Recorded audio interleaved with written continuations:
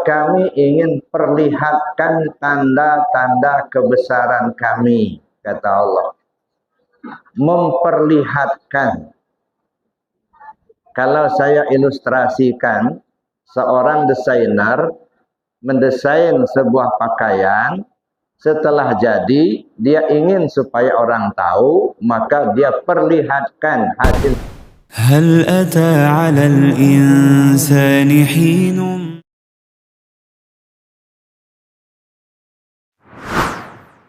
Pelaku Isra Mi'raj itu ada 3. Itu pelakunya. Yang pertama, Nabi kita Muhammad Sallallahu Alaihi Wasallam. Yang kedua, Jibril alaihi salam. Yang ketiga, Burak. Nah, ini yang akan kita coba memahami. Sebab begini, Isra Mi'raj itu tercantum di dalam Al-Quran. Ini dulu yang harus kita ingat. Peristiwa Isra Mi'raj diceritakan di dalam Al-Quran. Peristiwa Isra-nya ada pada surat Al-Isra ayat 1, sedangkan Mi'rajnya ada pada surat An-Najmi. Jadi artinya kisah Isra Mi'raj, cerita Isra Mi'raj itu dicantumkan Allah dalam Al-Quran. Satu, itu dulu yang harus kita yakini. Al-Quran itu diturunkan oleh Allah untuk menjadi petunjuk buat manusia. Allah berfirman, Bismillahirrahmanirrahim, Syahrul Ramadan alladzi unzila fihil Qur'an hudal linnas. Pada bulan Ramadan, Al-Quran diturunkan untuk menjadi petunjuk bagi manusia. Al-Quran diturunkan untuk jadi petunjuk. Isra Mi'raj tercantum dalam Al-Quran, itu artinya Isra Mi'raj itu adalah sebuah petunjuk. Pertanyaannya, apa petunjuknya? Ini yang jarang dikupas, jarang disampaikan. Maka pada malam hari ini saya akan mencoba mengajak untuk memahami petunjuk itu. Ya, Nabi Muhammad dulu waktu Isra Mi'raj tujuannya kemana, Bu? Ke Sidratul Muntaha. Ngapain di situ? Nabi Muhammad itu Isra Mi'raj untuk menghadap Allah. Sidratul Muntaha itu dilewati, Bu. Ya. Itu satu tujuan Nabi Muhammad waktu Isra Mi'raj itu untuk menghadap Allah. Bapak Ibu mau menghadap Allah apa tidak? Benar mau? Mau cepat atau mau lambat? Cepat aja ya. Semua manusia pasti akan menghadap Allah. Inna lillahi wa inna ilaihi. Dari Allah mesti pulang ke Allah. Nabi Muhammad Isra Mi'raj menghadap Allah. Manusia akan menghadap Allah. Inilah satu petunjuk. Kalau ingin selamat pulang ke Allah, contohlah Isra Mi'raj. Makanya Isra Mi'raj ini disebutkan Allah dalam Al-Quran. Allah berfirman, Bismillahirrahmanirrahim, Subhanalladzi asra bi'abdihi lail minal masjidil haram ilal masjidil aqsa alladzi barakna haulahu linuriyahu min ayatina innahu huwas sami'ul basir.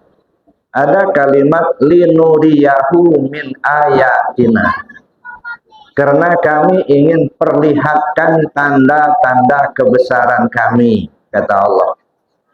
Memperlihatkan. Kalau saya ilustrasikan, seorang desainer mendesain sebuah pakaian, setelah jadi, dia ingin supaya orang tahu, maka dia perlihatkan hasil desainnya itu. Bahasa desainernya memperagakan. Jadi Isra Mi'raj itu adalah sebuah peragaan. Begini loh caranya kalau ingin menghadap Allah. Ya, nanti dulu masalah sholatnya. Ini dulu petunjuknya itu. Kalau ingin selamat kembali ke Allah, contohlah Isra Mi'raj. Apa yang kita contoh dari Isra Mi'raj itu? Yang pertama, ketika Nabi akan berangkat, ketemu siapa? Ketemu Jibril alaihis salam. Apa peran Jibril ketika Isra Mi'raj itu? Membimbing Nabi untuk menghadap Allah. Jadi Jibril itu adalah pembimbing Nabi. Oh, kalau begitu kita itu harus ada pembimbing. Tidak bisa kita mengharap-harap mau berangkat sendiri. Mesti ada pembimbing. Makanya Syekh Muhammad Amin Al-Qurdi dalam kitabnya Tanwirul Qulub mengatakan, wajib bagi seorang hamba yang ingin wusul kepada Allah mencari seorang guru pembimbing yang dapat membawa rohaniahnya menghadap kepada Allah. Wajib, bukan sunnah. Bukan siapa yang mau, wajib.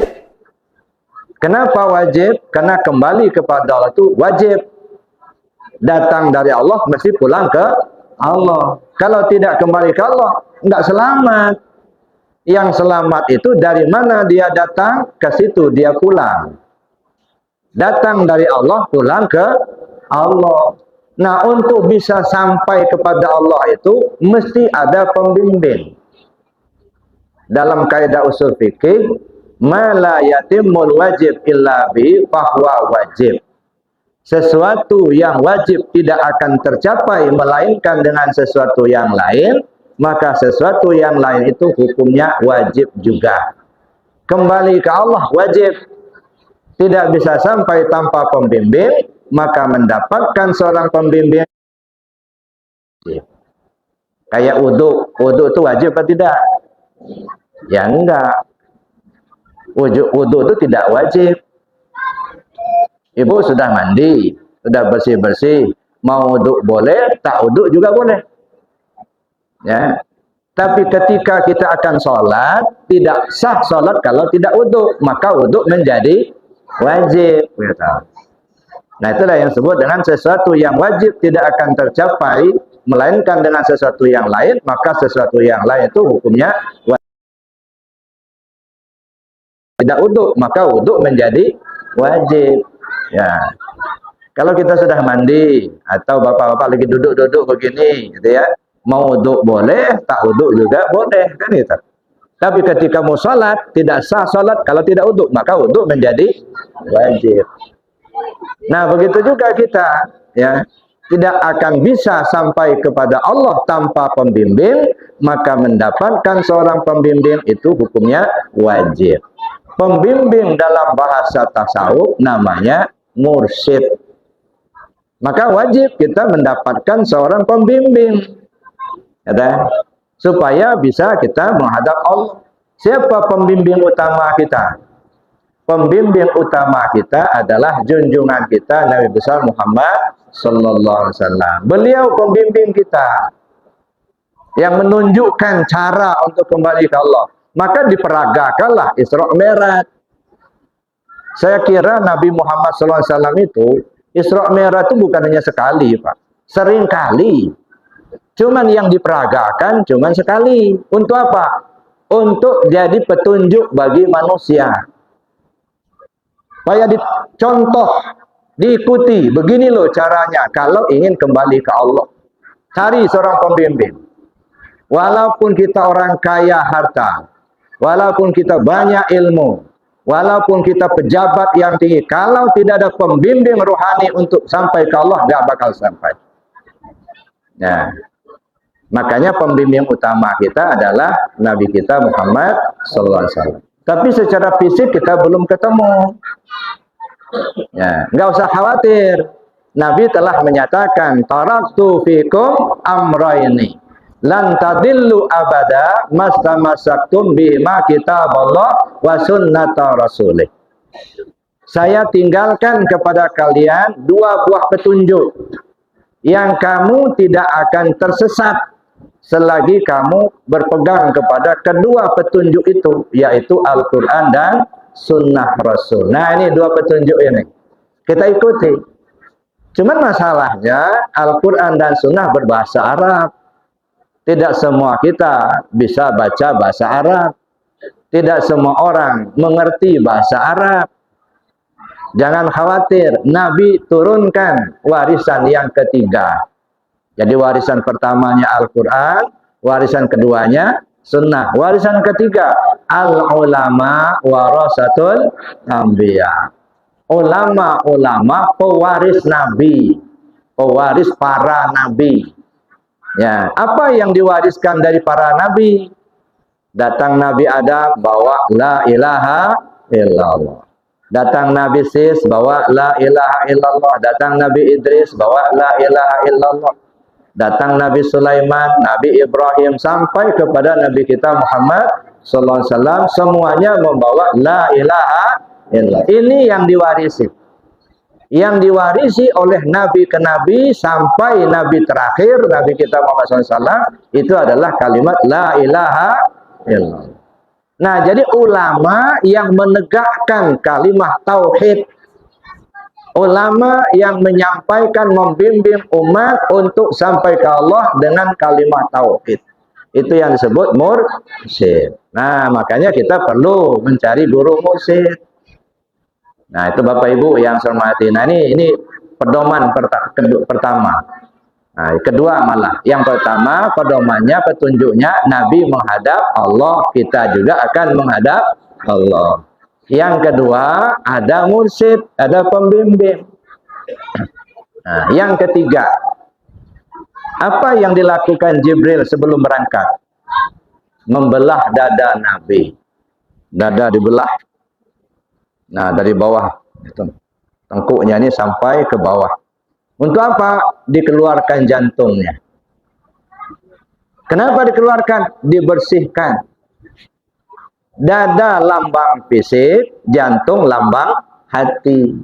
Artinya, kalau ingin menghadap Allah harus bersih lahir dan batin. Kepingin menghadap Allah tapi tidak bersih lahir batin, ya bisa sampai. Bersihkan dulu zahirnya, bersihkan dulu batinnya.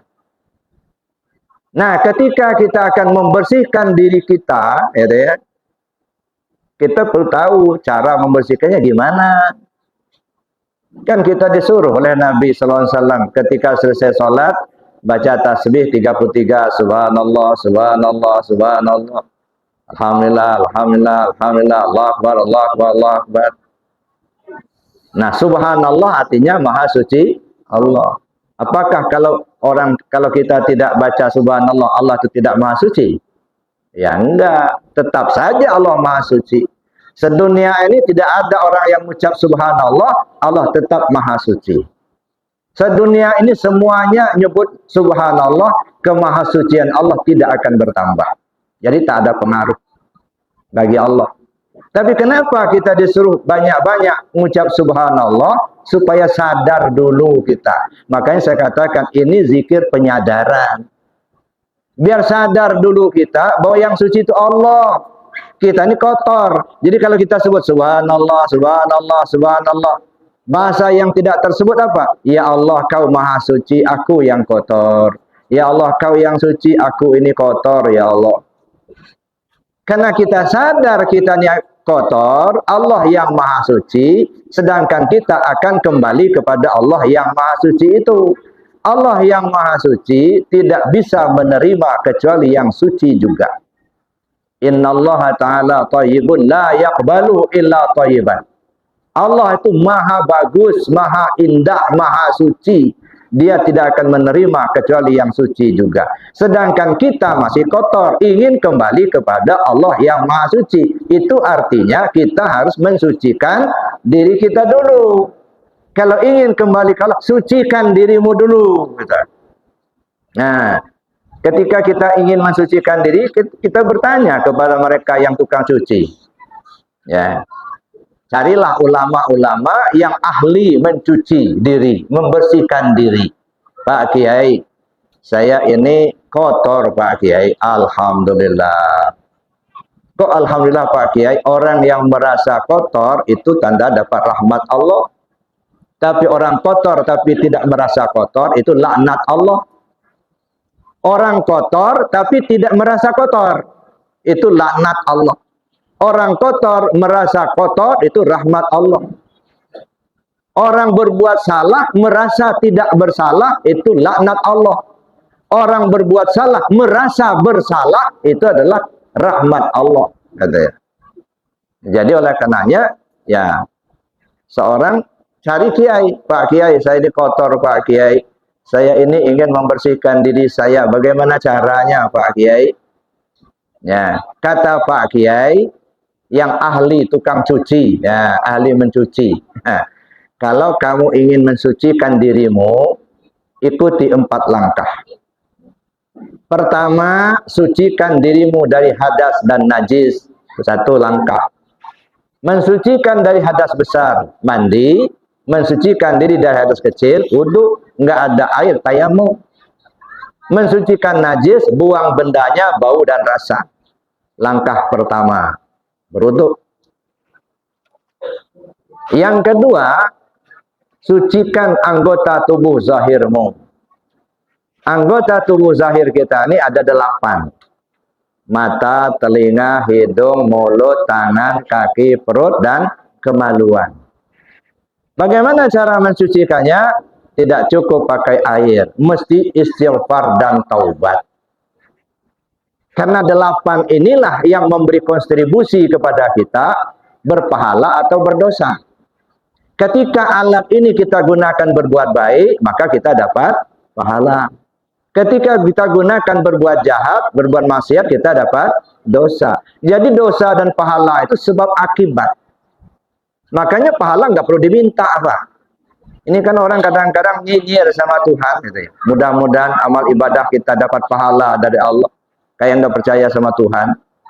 Ngapa yang diminta lagi yang udah dijanjikan? Wa may ya'mal mithqala dzarratin khairan yarah. Wa may ya'mal mithqala dzarratin syarran yarah. Ya udah, siapa balasan namanya pahala. Siapapun berbuat jahat sekecil apapun mesti dibalas. Balasannya namanya dosa.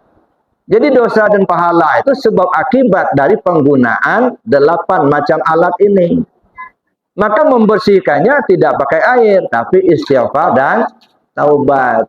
Istighfar itu meminta kepada Allah supaya bekas dari perbuatan maksiat itu dihapus oleh Allah. Bekasnya.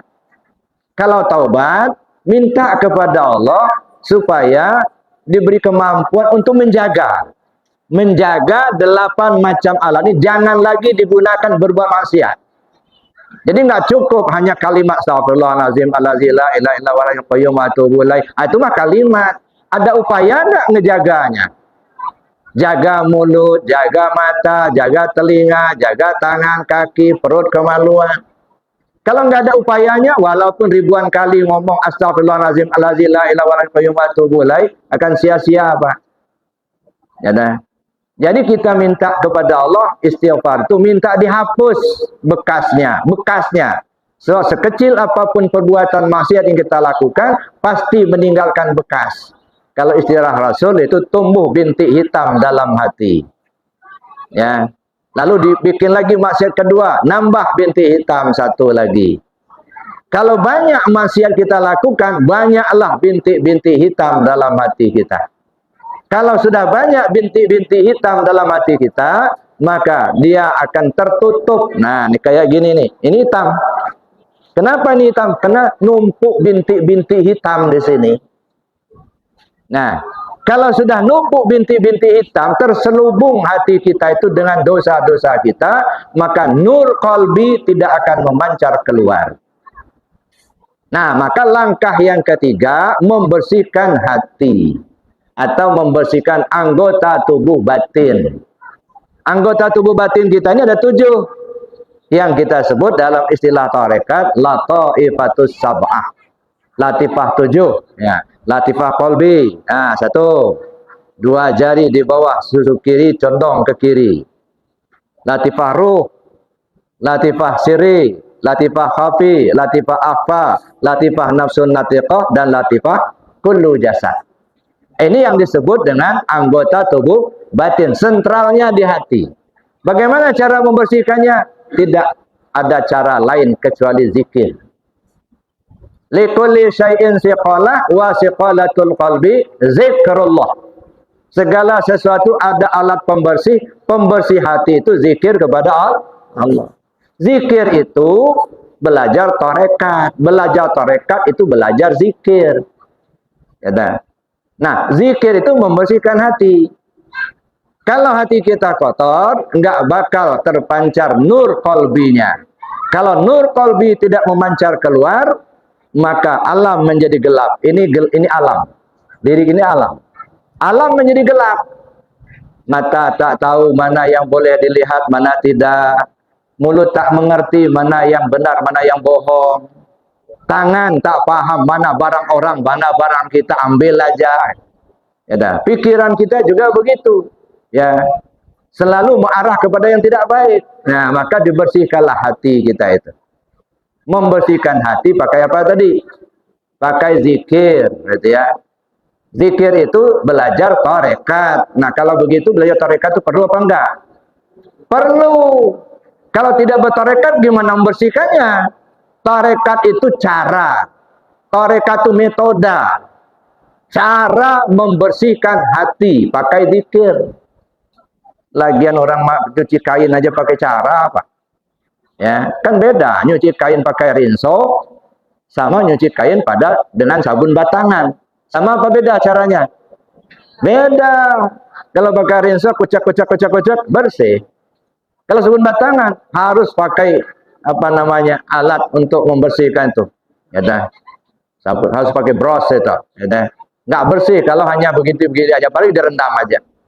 Artinya nyuci kain pakai cara, nyuci piring pakai cara. Apalagi nyuci hati. Kalau nggak pakai cara, nggak bakal bersih. Cara mencuci hati pakai tarekat. Maka belajar tarekat itu belajar zikir. Belajar zikir, belajar membersihkan hati. Karena itu belajar zikir wajib, ya. Karena zikir itu ada dalam tarekat, maka belajar tarekat hukumnya wajib. Jangan diremehkan tarekat itu, Pak. Ya, dalam Islam kita mengenal ada 4 bidang ilmu, ya. Syariat, tarekat, hakikat, dan ma'rifat. Kok dipilah-pilah ilmu Islam itu? Islam ya Islam, nggak usah dibeda-bedakan, kan gitu. Yang mau pendapat begitu ya silakan. Cuman isyaratnya, kalau bapak-bapak ke sawah, tetap saja sawahnya punya pematang, kan? Nggak mungkin sawah kayak lautan aja begitu. Ada pematangnya, ada pematang 1, pematang 2. Sawah aja ada pematangnya. Ada bagian syariat, ada bagian tarekat, ada bagian hakikat, ada bagian ma'rifat. Kenapa harus 4? Karena diri kita ini 4 lapis. Diri kita ini 4 lapis ini. Lapis pertama namanya apa? A'yan kharajiyah, atau disebut tubuh yang kasar, jasmani namanya. Yang kedua hati, atau disebut dengan wujud yang am. Yang ketiga nyawa, atau disebut dengan a'yan sabitah. Yang keempat rahasia diri yang disebut dengan wujud muhad. Nah, gampangnya diri kita ini 4 lapis: tubuh, hati, nyawa, dan rahasia. Ya, membina diri kita yang 4 lapis ini pakai ilmu yang 4 itu. Tubuh dibina pakai syariat, supaya ngerti tubuh ini mana yang halal, mana yang haram, mana yang boleh dikerjakan, mana yang tidak, biar selamat. Kalau nggak diikuti, nggak selamat, Pak. Malin nggak boleh, kata Allah. Kita kerjakan malin, kedapatan sama orang, digebuk orang, berdarah-darah, nggak selamat. Korupsi itu maling uang orang.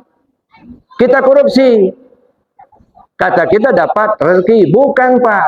Kalau ada orang korupsi, sama saja dapat percikan api neraka. Nah, kalau orang korupsi maling, kata Allah jangan, nggak boleh maling. Wasariqu wasariqatu faqta'u aydiyahum.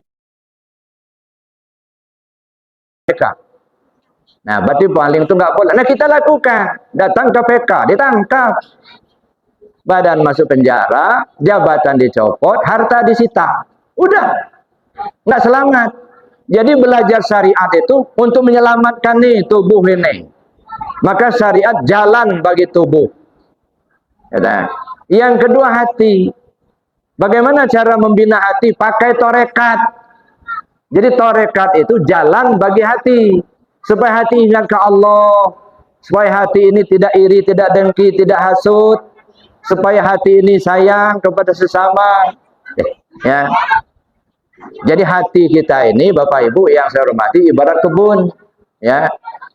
Cengkeh kita tanam, yang tumbuh bukannya cengkeh. Alang-alang pun ikut tumbuh. Ya kan? Datang orang lewat, waduh Pak, ini kalau dibiarkan alang-alang bisa mati cengkeh ini. Oh ya Pak, terima kasih. Datang lagi satu orang, waduh Pak, ini alang-alangnya tinggi benar ini.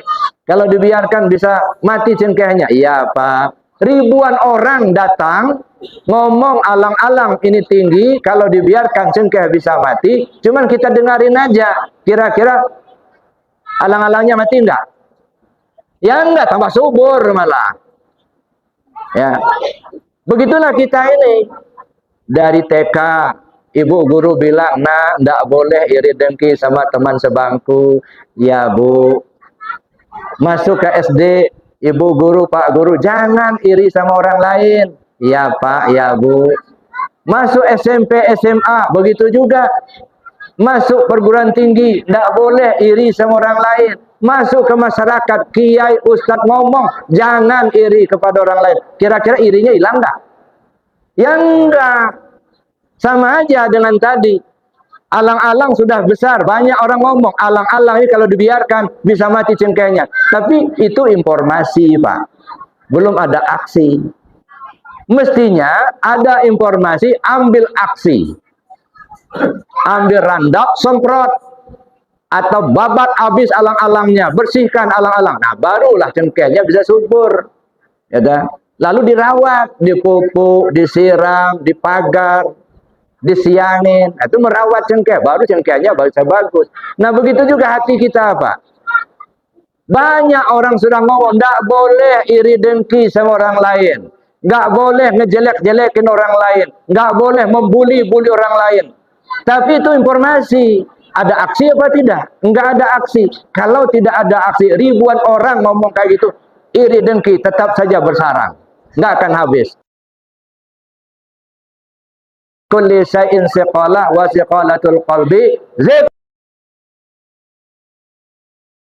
pembersih hati, zikir kepada Allah. Nah, jadi kalau orang bilang, "Pak, iri dengki enggak boleh." Enggak boleh.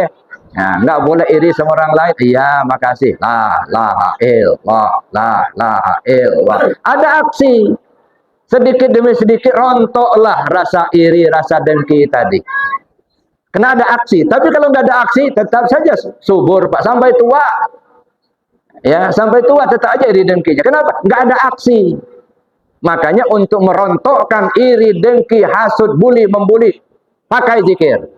La ilaha illallah. Nah, itu likulli syai'in siqalah wa siqalatul qalbi zikrullah.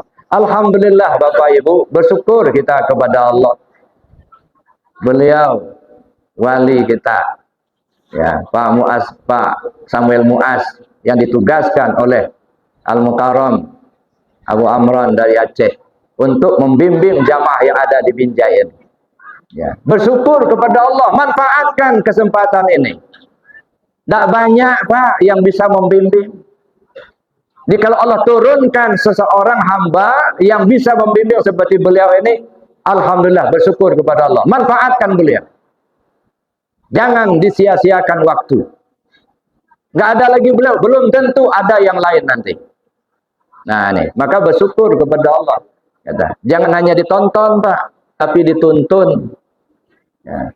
Jadi beliau bukan tontonan, tapi tuntunan. Beliau menuntun umat agar bisa usul ke Allah.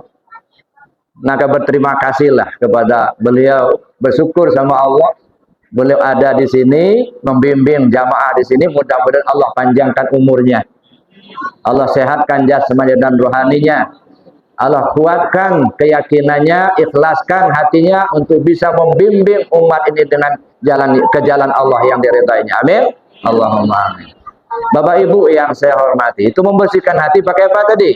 Pakai zikir. Nah, bagaimana cara zikir? Kata, Nah, makanya Nabi SAW sebelum Isra Mi'raj berangkat, ketemu Jibril, itu belah dada. Nah, belah dada itu isyarat talqin zikir. Nah, ini kan. Baiat namanya itu. Boleh dikatakan baiat, boleh dikatakan talqin zikir, sama aja. Ya, makanya Syekh Muhammad Amin Al-Qurdi bilang, ya, kalau kau telah menemui seorang mursyid, jangan tinggalkan dia sebelum ruhmu dibawanya menghadap kepada Allah. Kalau ketemu seorang guru mursyid, jangan tinggalkan dia sebelum ruhmu dibawanya menghadap kepada Allah. Maksudnya apa? Jangan beranjak dari tempat duduknya sebelum kau ditalkinnya, sebelum kau dibaiatnya untuk usul ke Allah. Makanya Nabi SAW itu ketika akan berangkat Isra Mi'raj, nggak langsung berangkat, Pak. Belah dada dulu. Artinya apa? Talqin zikir dulu, gitu. Baru berangkat. Baiat dulu. Kita zikir la ilaha illallah tapi nggak tahu caranya. Maaf Bapak Ibu, ya, zikir dengan kalimah la ilaha illallah itu ada dua model.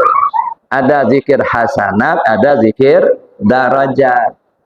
Kalau zikir hasanat, asal kita ngucap la ilaha illallah, insya Allah dapat pahala.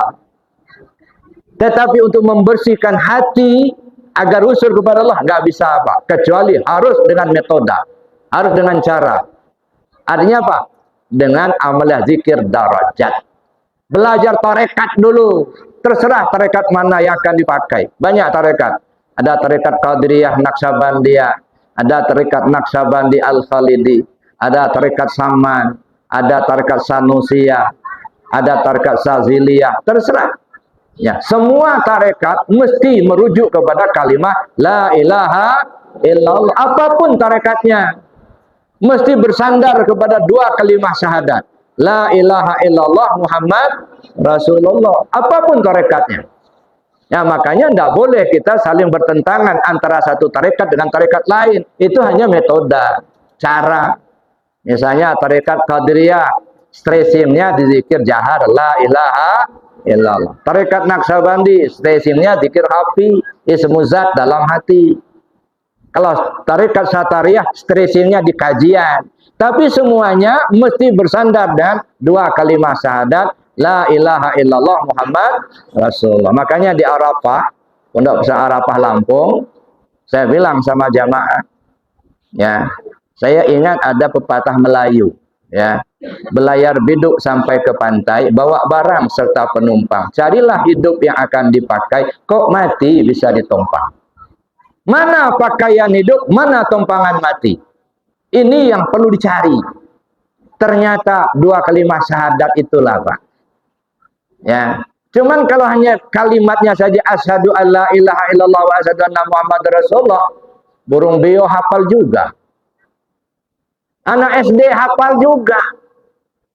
Kalau pemahaman kita tentang dua kalimat syahadat baru sebatas hafalan kalimat, nggak naik kelas, Pak. Kelas SD itulah.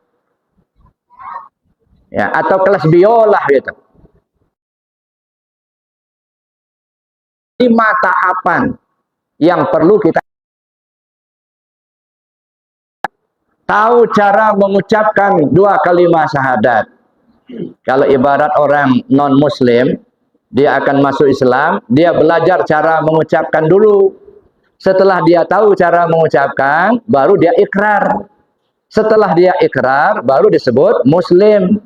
Setelah muslim, baru punya kewajiban sholat, puasa, zakat, dan haji. Ini ilmunya ilmu syariat, ilmu fikih. Jadi ilmu syariat itu ilmu fikih, ilmu syariat itu ibarat kulit. Ya, maka saya bilang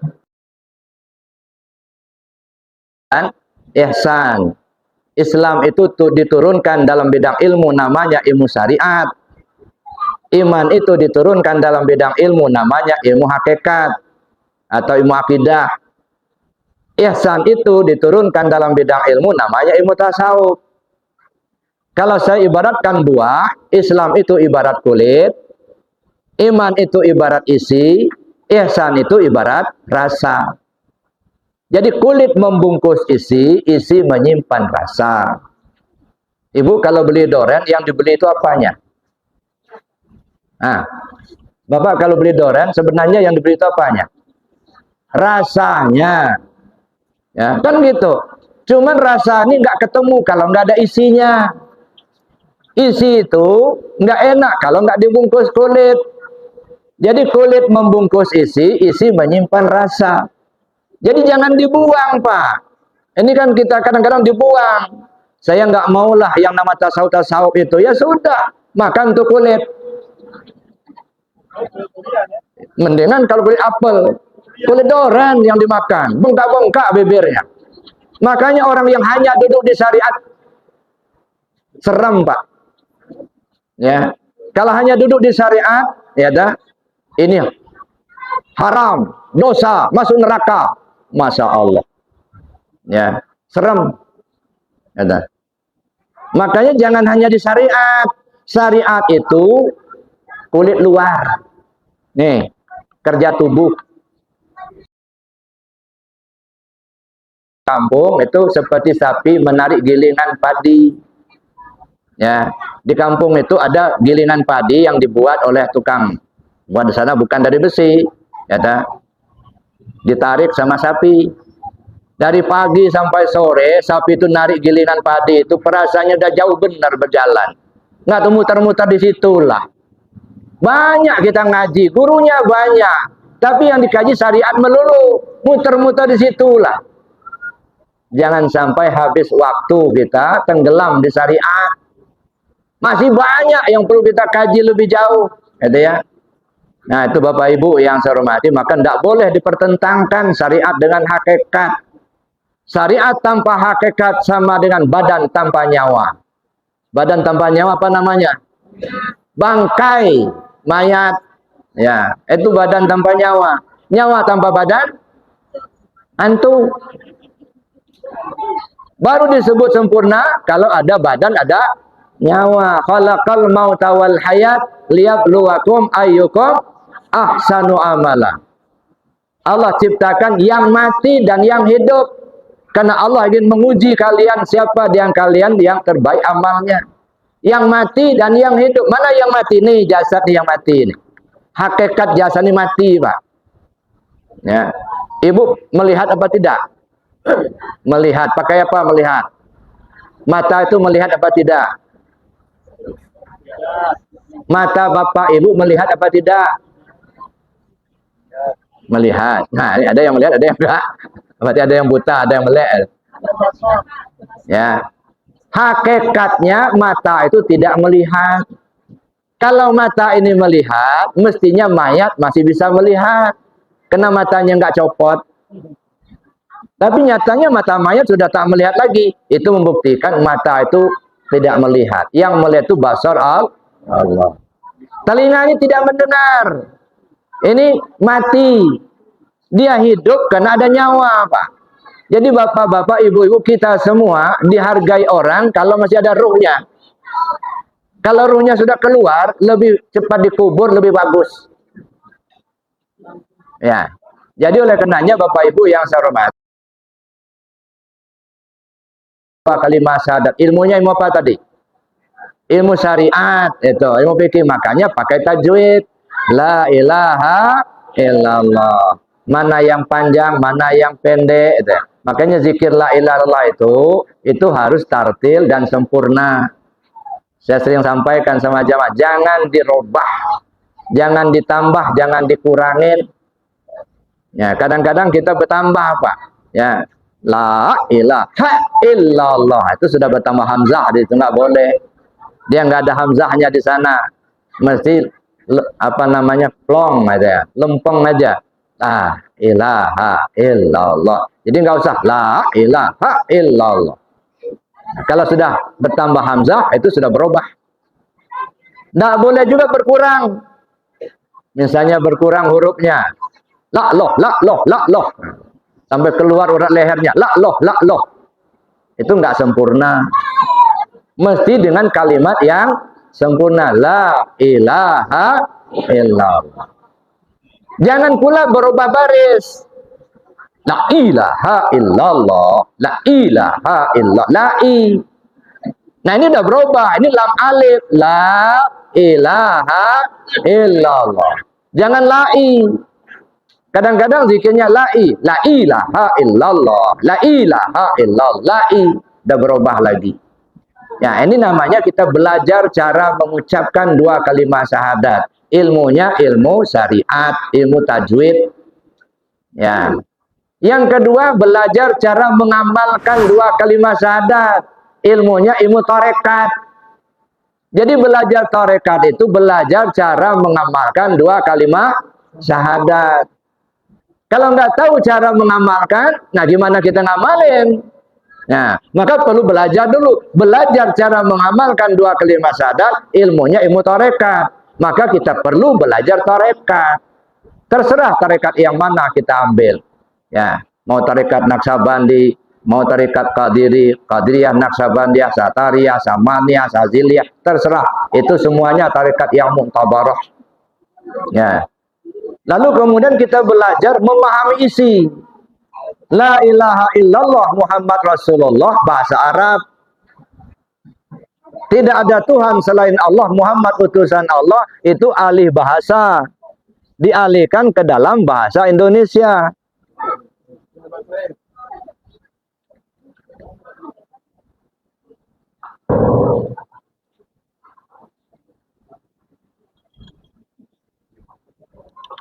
Nah, sekarang kita alihkan dalam bahasa Indonesia, tidak ada Tuhan selain Allah, Muhammad utusan Allah. Nah, itu alih bahasa.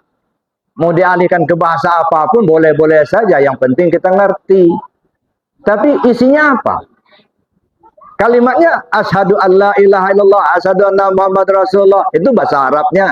Aku bersaksi tak ada Tuhan selain Allah, aku bersaksi Muhammad utusan Allah. Itu alih bahasanya. Isinya mana?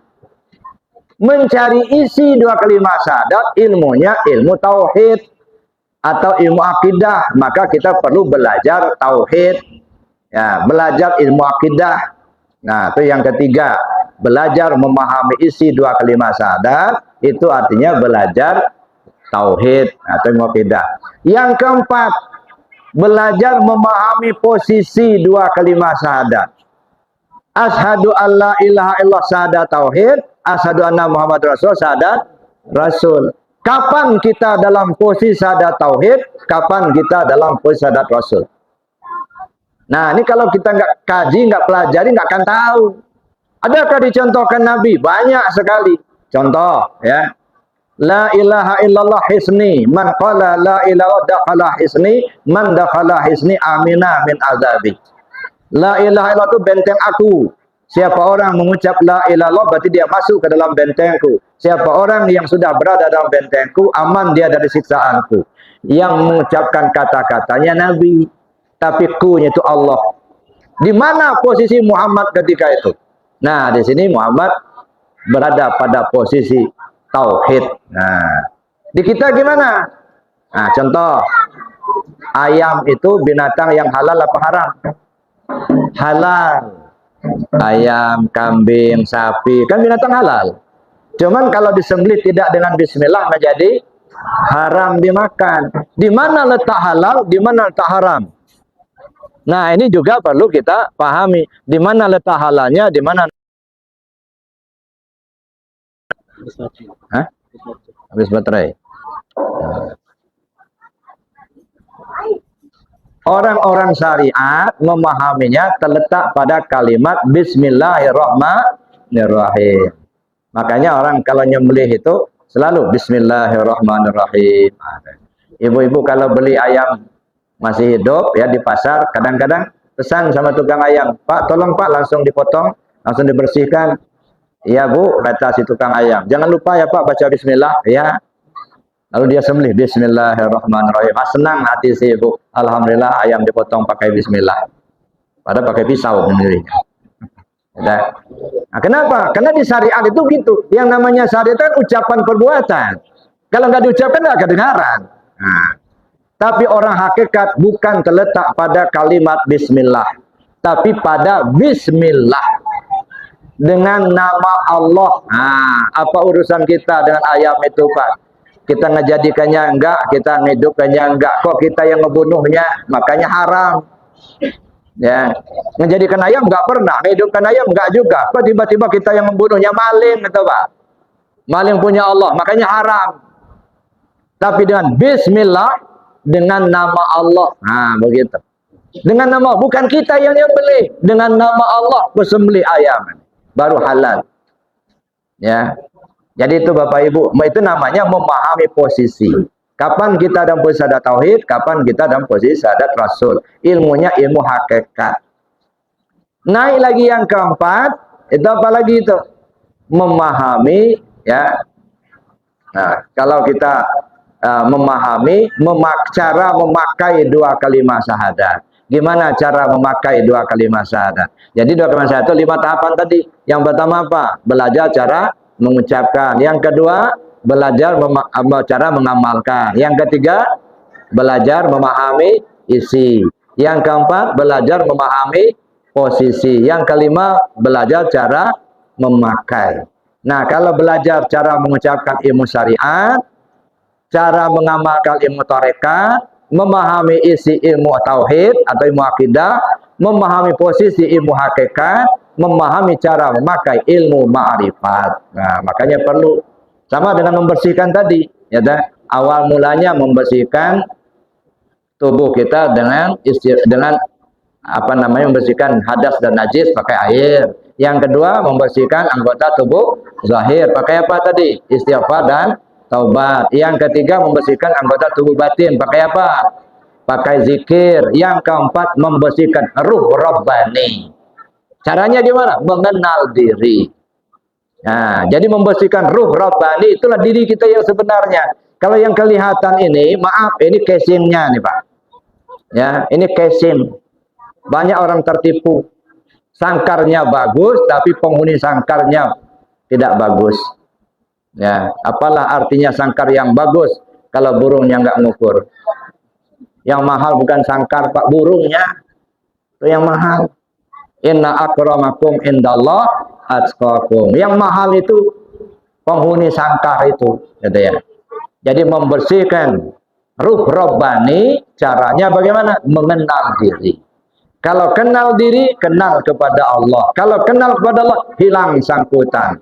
Tak tersangkut hati itu dengan apa dan siapa, kecuali kepada Allah semata. Tak nyangkut dengan pahala, tak tersangkut dengan sorga, tak tersangkut dengan jabatan, tak tersangkut dengan duit, tak tersangkut dengan harta, tak tersangkut dengan makhluk, bahkan tak tersangkut dengan diri kita sendiri. Hilang sangkutan, baru bersih namanya. Yauma la yanfa'u malun wala banun illa man atallah biqalbin salim. Pada suatu hari nanti hartamu, anakmu tidak bisa nolong sama sekali.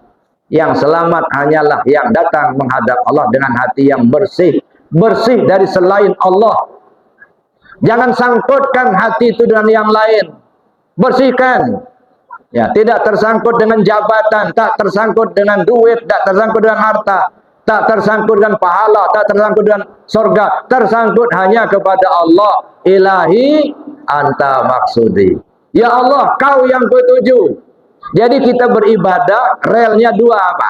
Kayak kereta. Kereta api kan relnya dua. Ya, jadi kita dalam ibadah relnya ini dua. Ilahi anta maksudi waridoka matlubi, itu aja. Jangan lepas dari situ. Lepas dari rel, tergelincir. Makanya belajar zikir, jangan belajar zikir supaya jabatan naik. Coba tergelincir itu. Belajar zikir supaya dagangnya laris, itu tergelincir itu. Belajar zikir supaya dihormati orang, enggak perlu. Belajar zikir untuk kembali kepada Allah dengan selamat, itu aja. Ilahi anta maksudi waridhoka matlubi. Nah, itu sebabnya Nabi ketika akan berangkat Isra Mi'raj belah dada dulu. Dalam tarekat apa? Talqin zikir. Baiat dulu, baru kita berangkat. Setelah belah dada, apa yang didatangkan Jibril? Burak. Apa itu burak? Kendaraan Nabi menghadap Allah. Apa itu burak? Nah, burak ini kata Nabi SAW, ya, tunggangan nabi-nabi sebelum aku. Ya, mulai dari Nabi Adam itu tunggangnya burak itulah. Tapi ceritanya indah betul, Pak. Taman burak dalam sorga. Banyak burak dalam surga itu. Tapi ada satu ekor burak. Dia itu kurus kering.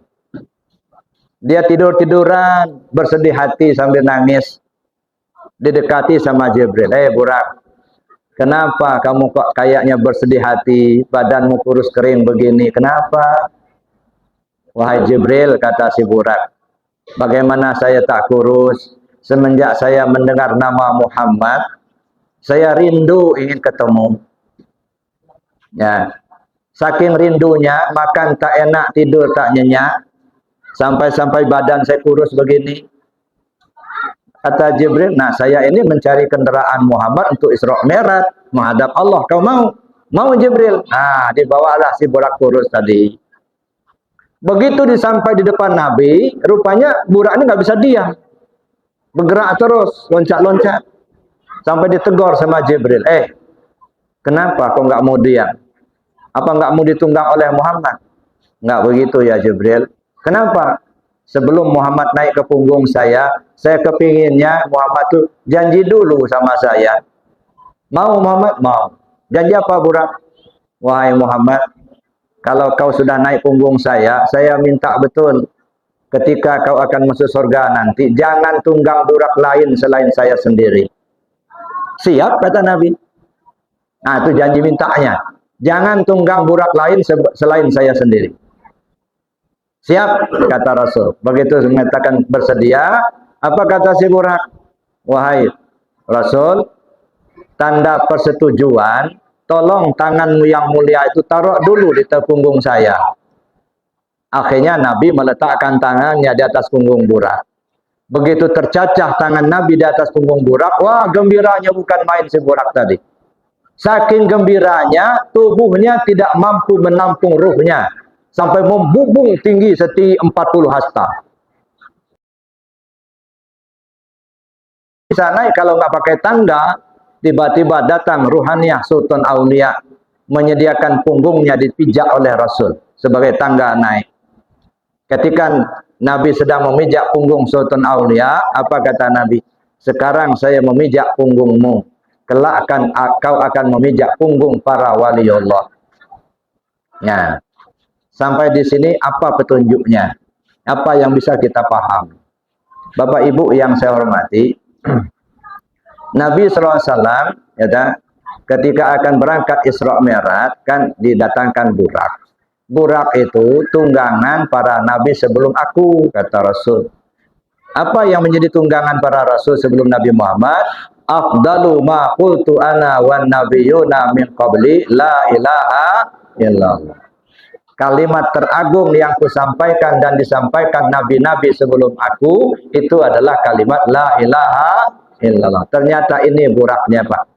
La ilaha illallah. Makanya begitu selesai talqin zikir, dikasih amalan zikir la ilaha illallah, kasih burak.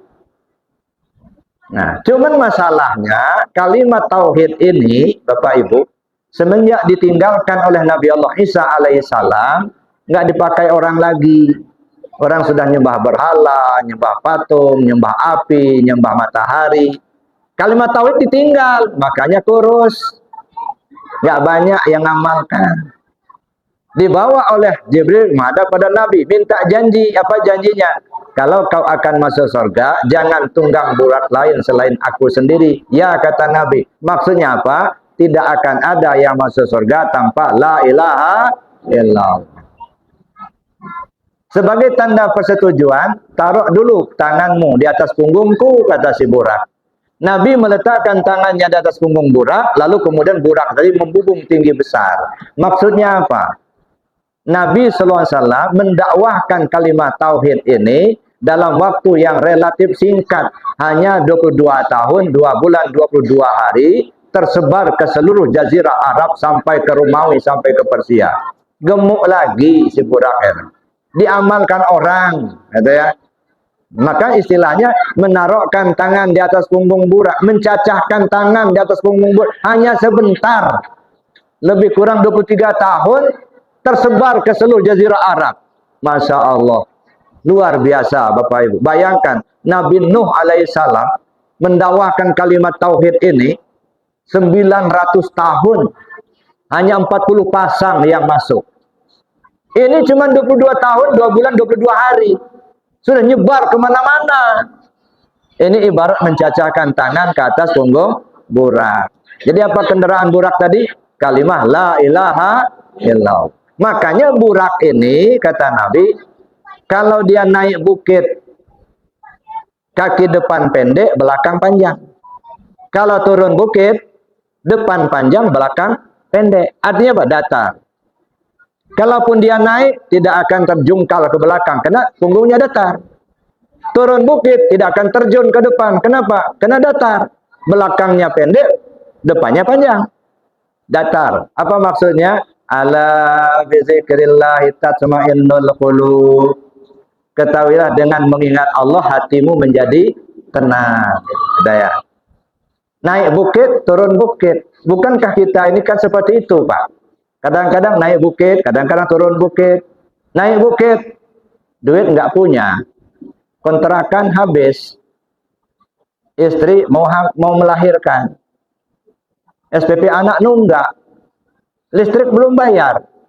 Waduh, ini naik, Pak. Kalau nggak ingat Allah bisa oleng. Itu naik. Nah, tapi dengan zikir jadi tenang. Gitu ya. Turun bukit.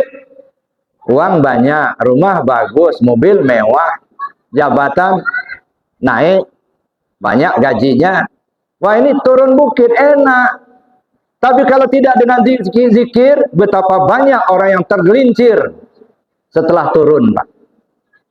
Dulu belum ada jabatan, nggak pernah korupsi. Begitu ada jabatan, jadi koruptor. Kan tergelincir.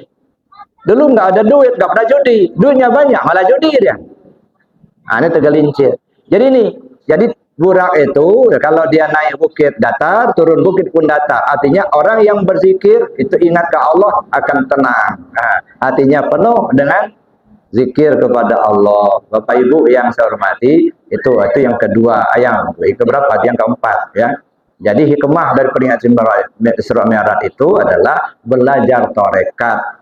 Ya, jadi kawan-kawan, Bapak Ibu yang sudah belajar tarekat, sudah benar jalannya. Mengikuti petunjuk dari Isra dan Mi'raj itu. Makanya jangan hanya sekedar kita peringatan Isra Mi'raj, tapi petunjuknya kita tidak temukan. Gitu ya. Peringatan Isra Mi'raj terus-menerus tiap tahun kita lakukan. Tapi begitu dengan tarekat, oh bid'ah. Tarekat itu bid'ah, nggak ada dasarnya. Tasawuf itu bid'ah, nggak ada dalilnya. Masya Allah. Saya kira ini pembodohan, Pak. Ya, jangan mau dibodoh-bodohin. Dulu pernah, Pak, saya menyampaikan kajian tentang tasawuf, ya, itu permintaan pengurus. Begitu sesi tanya jawab, ada yang nunjuk, Pak Ustadz, saya mau konfirmasi. Tasawuf itu bid'ah, tarekat itu bid'ah, wa kullu bid'atin dhalalah wa kullu dhalalah finnar. Yang bid'ah itu sesat, yang sesat masuk neraka. Jadi kalau Pak Ustadz ngajarkan tarekat sama kami, ngajarkan tasawuf sama kami, itu ngajak kami masuk neraka, katanya. So, tarekat itu nggak ada dasarnya dalam Al-Quran, nggak ada hadisnya, kata dia. Lama ngoceh itu. Saya diam aja. Nah, sudah lama dia ngoceh, berhenti. Sudah, Pak, saya bilang, kalau sudah saya mau ngomong. Bapak tadi mengatakan tasawuf tarekat itu nggak ada ayatnya dalam Al-Quran, nggak ada hadisnya. Ya, setahu saya bilang Al-Quran itu terdiri dari 6.666 ayat, 114 surat, 30 juz. Saya kepingin tahu, Bapak hafal Al-Quran itu berapa ayat? Kok ngomong nggak ada ayatnya? Sekedar yang saya ingat saja, saya bilang nggak usah kita buka Al-Quran. Ya, wa fi anfusikum afala tubsirun. Itu ayat Quran bukan? Ayat Al-Quran. Itu urusan tasawuf. Ya. Nahnu aqrabu min hablil warid. Itu ayat tentang tasawuf. Ya. Wa huwa ma'akum aina ma kuntum. Itu ahli tentang tasawuf. Falyanzuril insanu mimma khuliq. Itu tasawuf. Tentang tarekat. Wazkur rabbaka fin nafsik. Sebut nama Tuhanmu melalui hatimu. Tarekat, zikir. Wazkurisma rabbika bukratan wa asila. Sebut nama Tuhanmu di pagi dan di sore hari. Itu tentang zikir. Itu banyak sekali ayatnya. Jadi kalau Bapak mengatakan nggak ada ayatnya, berarti Bapak nggak ngerti. Kalau nggak ngerti, masa ngomong lah. Nah ini yang banyak, Pak. Kalau sudah nggak ada ayat, nggak ada hadis, itu orang sombong, Pak. Kalau dia mengatakan, ada nggak ayatnya? Saya belum ketemu. Wajarlah, karena banyak. Ada nggak hadisnya? Saya belum ketemu. Wajar kalau kena banyak hadis. Tapi kalau sudah nggak ada ayat, nggak ada hadis, wah ini sudah ciri-ciri sombong ya begitu. Nah kalau sudah ngomong itu nggak usah didengarin lah. Ya, itu pembodohan. Ya, tasawuf itu perintah Allah, perintah Rasul. Kan pernah satu ketika Rasul bilang sama sahabat, jaddidu imanakum, perbarui iman kalian. Sahabat tanya, kaifa nujaddidu imanana ya Rasulullah? Bagaimana caranya kami perbarui iman kami ya Rasul? Lalu Rasul menjawab, faksiru bidzikri la ilaha illallah. Kalian mesti banyak-banyak sebut la ilaha illallah. Itu perintah Rasul. Jadi kalau percaya sama Rasulullah, itulah salah satu ajaran beliau. Perbarui iman dengan banyak menyebut la ilaha illallah. Kalau kalimat itu ditolak, berarti nggak percaya sama Rasul. Ada. Ya, Bapak Ibu yang saya hormati. Jadi jangan mau dibodoh-bodohin. Ya, nggak ada hadisnya, masya Allah. Banyak betul hadis tentang tasawuf. Ya, hadis tentang zikir banyak sekali. Ya. Jadi oleh karenanya Bapak Ibu yang saya hormati, dapat disimpulkan bahwa belajar tarekat itu suatu keniscayaan. Mesti kita belajar. Jangan ditolak. Nggak bisa membersihkan hati tanpa zikir. Tidak bisa zikir tanpa tarekat. Nah, lalu kemudian nggak bisa kita mengenal Allah kalau tidak pakai tasawuf. Ya, paling yang dikenal nama. Siapa Tuhanmu? Allah, nama. Siapa yang punya nama? Kalau tidak pakai tasawuf nggak akan ketemu, Pak. Sebab di syariat itu Allah cara. Ini sah, ini batal, ini halal, ini haram. Tapi mengenal Allah itu sendiri, itu harus pakai ilmu hakikat atau ilmu tasawuf. Sebab nama terkait dengan yang bernama. Contohnya, ini gelas. Gelas ini nama. Ya, dah? Gelas. Mana yang disebut gelas? Ya ini barangnya. Jadi kalau saya sebut tolong ambil gelas, berarti mengambil barang yang bernama gelas, bukan tulisan gelas. Allah nama. Yang bernama Allah itu di mana dia? Wa fi anfusikum afala tubsirun. Coba pikirkan tentang dirimu. Ya dah. Makanya saya bilang mencari Tuhan di luar diri kita nggak bakal ketemu. Keliling dunia cari Tuhan nggak bakal ketemu. Carilah di dirimu sendiri, baru bisa ketemu. Kata Bapak Ibu yang saya hormati, itu diantaranya ya Isra Mi'raj itu ada yang belah dada, itu artinya talqin zikir. Datang burak, amalkan zikir la ilaha illallah. Lalu berjalan Nabi. Dari mana dia jalan? Dari Haram ke Aqsa. Haram itu di Mekah, Aqsa di Palestina. Sampai di Aqsa naik lagi ke langit. Berarti dua jalan, Pak. Jalan zahir di bumi, jalan gaib di langit. Jadi Nabi itu mau ketemu Allah itu menempuh dua buah jalan gaib di langit. Nah kalau kita mesti menempuh dua jalan juga. Zahir syariat, batin hakikat. Nah, jadi kalau kita hanya syariat nggak bakal ketemu Allah. Ya dah. Oleh karena itu kita mesti menempuh dua jalan, syariat zahiriyah dan hakikat batinnya. Jangan dipertentangkan syariat dan hakikat. Belajar hakikat, belajar tasawuf bukan untuk meninggalkan syariat, tetapi menyempurnakan syariat. Kalau ibarat kulit, syariat itu sudah bagus, kulitnya sudah bagus. Tapi apalah artinya kulit yang bagus kalau tidak ada isi?